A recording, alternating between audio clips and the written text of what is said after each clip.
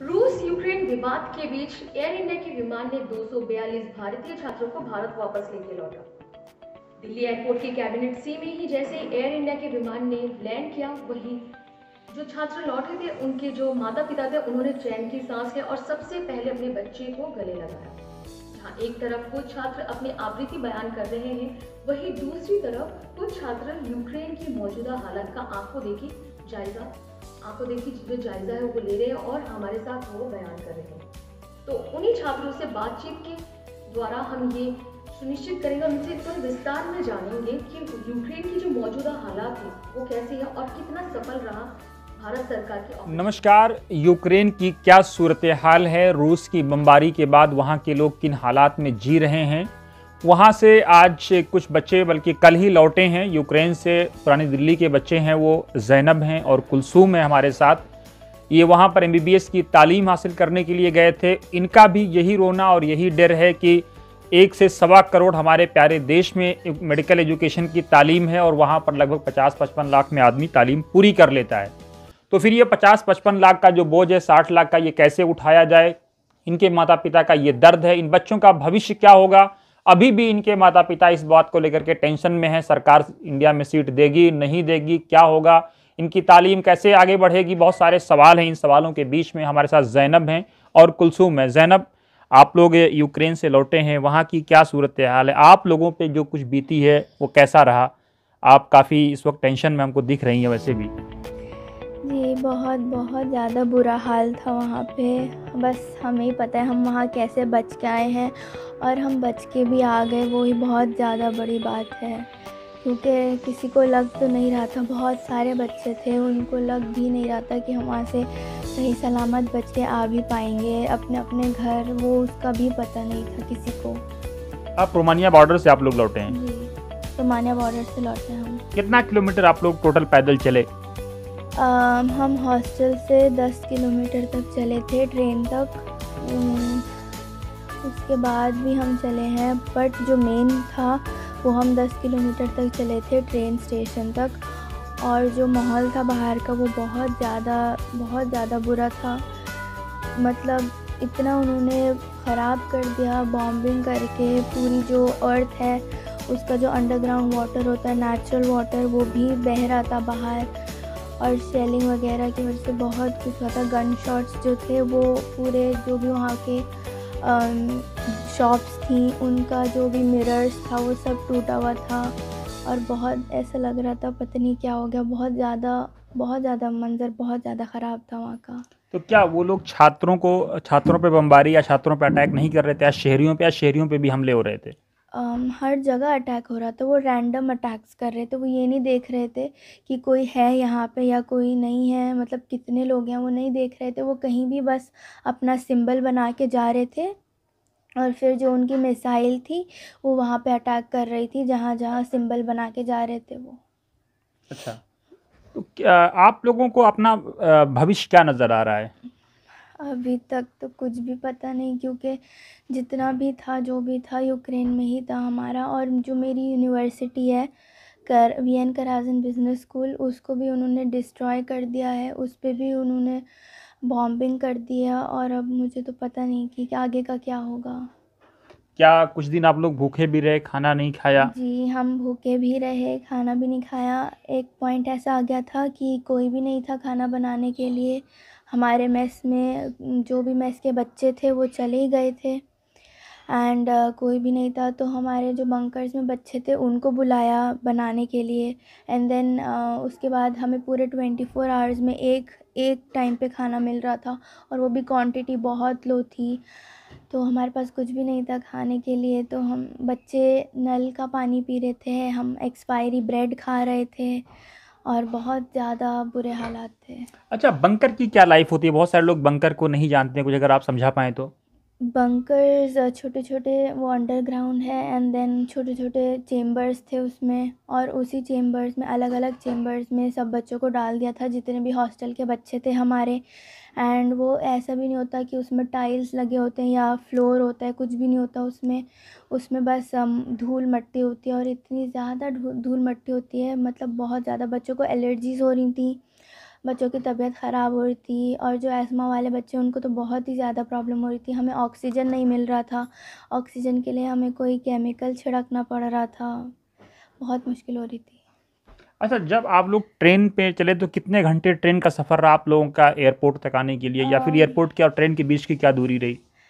पूरा एक दिन लगा था हमें ट्रेन से अच्छा, रोमानिया बॉर्डर तक आने में। लिविव तक आने में पूरा एक दिन लगा था, बिकॉज़ हमें वो उनको ट्रेन बहुत धीरे चला रहे थे वो ट्रेन, ताकि कुछ ट्रेन की वॉइस नहीं आए, और वो बीच बीच में रोक रोक के चला रहे थे ताकि अगर कुछ मिसाइल है तो वो अटैक ना कर पाए, कि उनको पता ना चले कि उस ट्रेन में लोग हैं। और उन्होंने फ़ोन हमारे स्विच ऑफ करवा दिए थे, क्योंकि फ़ोन के सिग्नल से भी वो मिसाइल जो है वो अटैक कर रही थी। जहाँ पे ज़्यादा फ़ोन के सिग्नल्स आ रहे थे वहाँ पे वो अटैक कर रही थी। और जब हम कीव में पहुँचे तब भी एक अटैक हुआ था, हमारी ट्रेन के जस्ट साथ में स्टेशन पे अटैक हो रहा था, हमारी ट्रेन के स्टेशन पे अटैक हो रहे थे। तो उसके बाद 1 आवर तक ट्रेन रुक गई थी ताकि मिसाइल को पता ना चले कि हम वहाँ हैं, और उसके 1 आवर बाद ही ट्रेन चली है, तो हमें पूरा 1 दिन लगा था पहुँचने में। उसके बाद ट्रेन के बाद जो एयरपोर्ट का सफ़र, जहाज़ का सफ़र हुआ, वो कैसा रहा? वो उसके बाद हम लिविव पहुँच के हमें पता नहीं था हम कहाँ जाएँ, हम कौन से बॉर्डर पे जाएँ। नहीं, तो सरकार की तरफ से क्योंकि तो कहा गया कि सब अरेंजमेंट है, आप नहीं, एम्बेसी से रब्ता करिए। कुछ भी हमने वहाँ उतर के, ट्रेन से उतर के हमने एम्बेसी को कॉल की, हमने उनको ट्राई की कॉल्स, हर एक बच्चे ने, हमारी 21 गर्ल्स थी ग्रुप में, हर एक बच्चे ने एम्बेसी को ट्राई की कॉल, लेकिन वो नहीं उठा रहे थे। और जिसका नंबर उनके पास पहुँच गया था बच्चे का, उसकी वो कॉल कट कर रहे थे, तो उन्होंने ज़रा सी भी हेल्प नहीं की थी हमारी। जब हम ट्रेन स्टेशन पे उतरे थे, जो भी क्या है, जो भी हमारे सीनियर्स थी उन्होंने खुद किया है, वो ही हमारी रिस्पॉन्सिबिलिटी ले रही थी। और उसके बाद उन्हीं ने किसी से बात करके बस वगैरह की रोमानिया बॉर्डर तक जाने के लिए। फिर और रोमानिया से कैसे आप लोगों का सफ़र शुरू हुआ?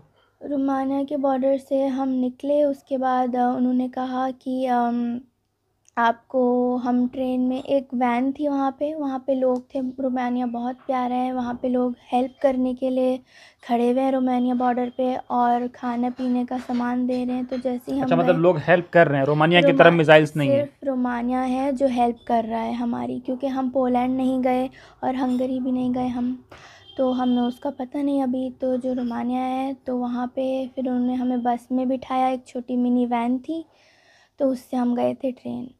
एयरपोर्ट? नहीं, एयरपोर्ट नहीं, ट्रेन। अच्छा, रोमानिया के बाद भी ट्रेन रहा आपका? रोमानिया के बाद भी हम ट्रेन में गए। उसके बाद हम उस ट्रेन से गए थे, एक चर्च में हम गए थे, वहाँ पे हम रहे। उसके बाद हम चर्च से गए एयरपोर्ट।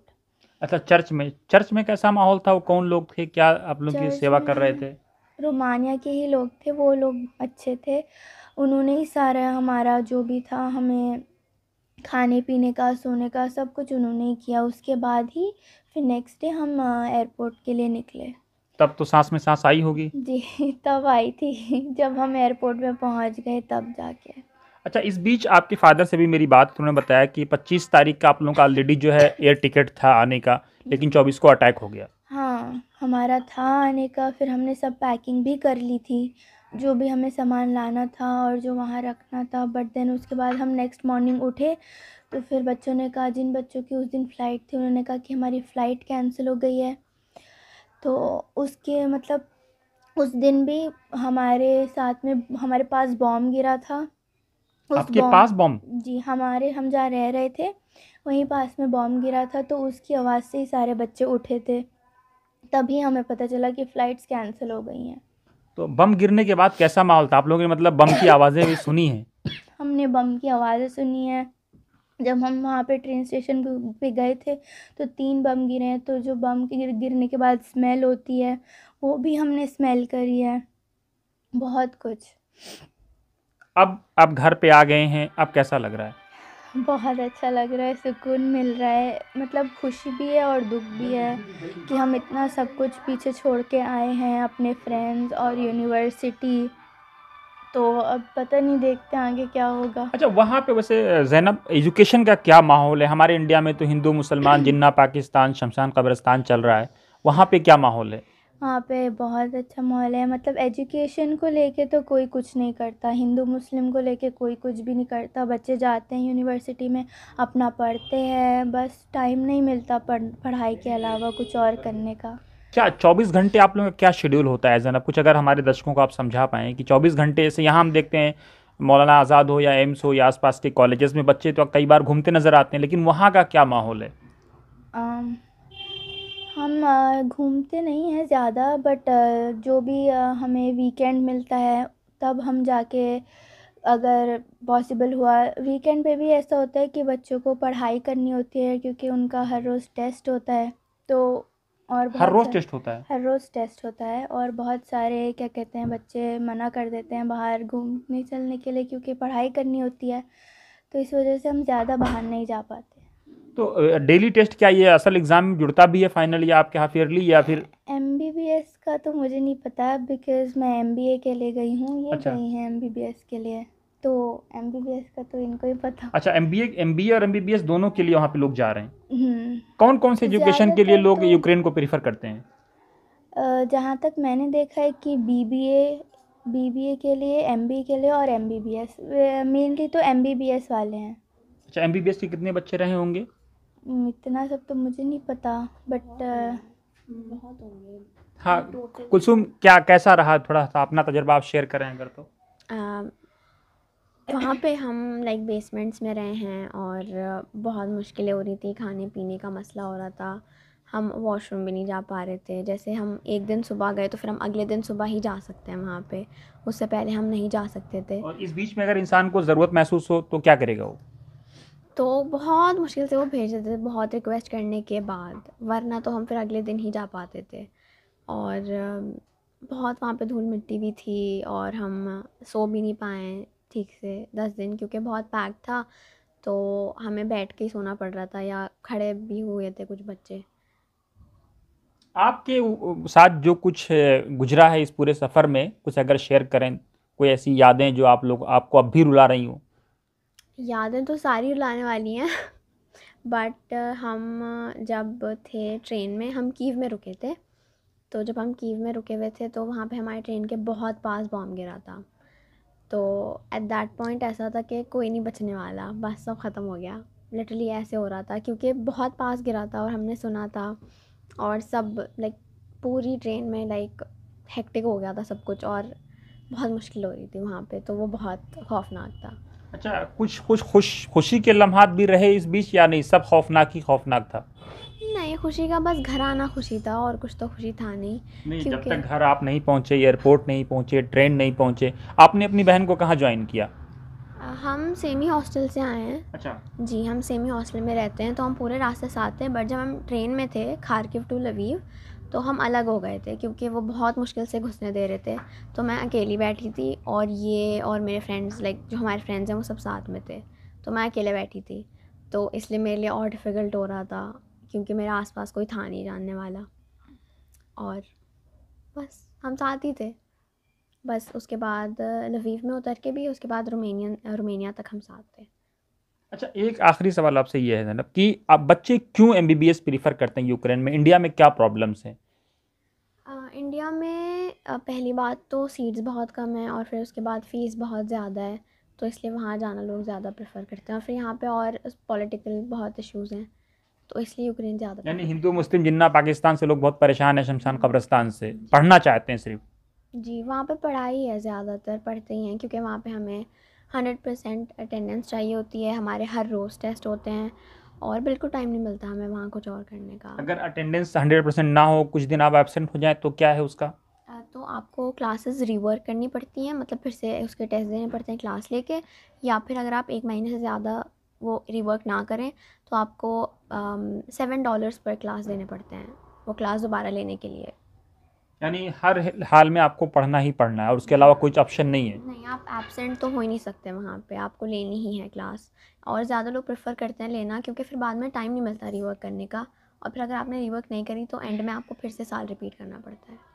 इस बीच पेरेंट्स से क्या आपका रिश्ता रहा, जो ये दिन गुजरे 10-15 दिन जो हैट्रिक शेड्यूल रहा आप लोगों का, बिल्कुल खौफनाक मंजर, तो वालदेन से भी आप लोग राब्ते में थे या नहीं? हाँ, हम थे बट बहुत कम थे, क्योंकि वहाँ पे बेसमेंट में एक तो नेटवर्क नहीं आते, उसके बाद ज़्यादातर हमारा फ़ोन बंद ही रहता था। हमें कह दिया गया था कि एयरप्लेन मोड पे कर दें या स्विच ऑफ कर दें। तो हम सिर्फ़ एक मैसेज करते थे दिन का या 2-3, बस ज़्यादा हमारा कोई राब्ता नहीं रहा है। बस ये मैसेज करने के लिए कि हम ठीक हैं और हमने खा लिया है, हम बस ये मैसेज करते थे।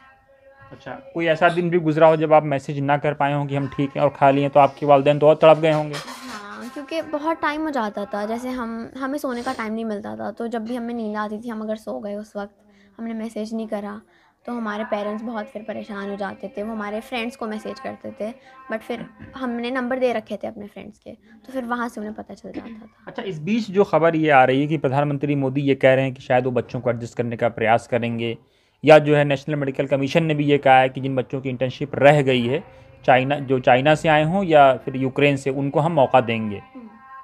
तो वो भी कितना ही करेंगे, क्योंकि वहाँ पे बहुत सारे बच्चे हैं, like way too many people, तो वो आई डोंट नो वो इतने लोगों का कैसे करेंगे। मुश्किल है, आपको भी लग रहा है? यानी सरकार को आप वैसे भी पहले से वॉक ओवर दे रही हैं कि अगर नहीं कर पाई तो कोई दिक्कत नहीं है? नहीं, क्योंकि मैं चाहती हूँ कि यूक्रेन वापस से बिल्डअप हो जाए और हम वहीं जाएँ। लग रहा है आपको यूक्रेन बिल्डअप हो जाएगा इतना जल्दी? अभी तो वार ख़त्म कब होगी यही नहीं पता है लोगों को। बट हम दुआ कर सकते हैं कि जल्दी हो जाए, बस, बाकी और तो हम कुछ नहीं कर सकते। कुछ ज़ैनब आप संदेश देना चाहेंगे अपने दोस्तों को या अपने प्रधानमंत्री को? अब मैं क्या बोलूँ, इन्होंने सब कह ही दिया है। ऐसा तो बस मैं चाहती हूँ कि यूक्रेन बहुत जल्दी से रिकवर हो जाए और हम बहुत जल्दी वहाँ पे चले जाएं, क्योंकि वहाँ का एटमॉस्फेयर बहुत अच्छा है, मतलब यहाँ से तो बहुत ज़्यादा अच्छा है। शुक्रिया बहुत बहुत। तो ये थी ज़ैनब और कुलसूम, जिन्होंने अपने तजर्बात, अपने खौफनाक वो मंज़र, अपने वो लम्हे, दिन रात की वो यादें जो उनके वालिदैन के साथ रही हूँ या अपने साथियों के साथ रही हूँ या यूक्रेन के साथ रही हूँ, इन्होंने उनके साथ साझा किया है वतन समाचार के साथ। आप देखते रहिए वतन समाचार। नमस्कार।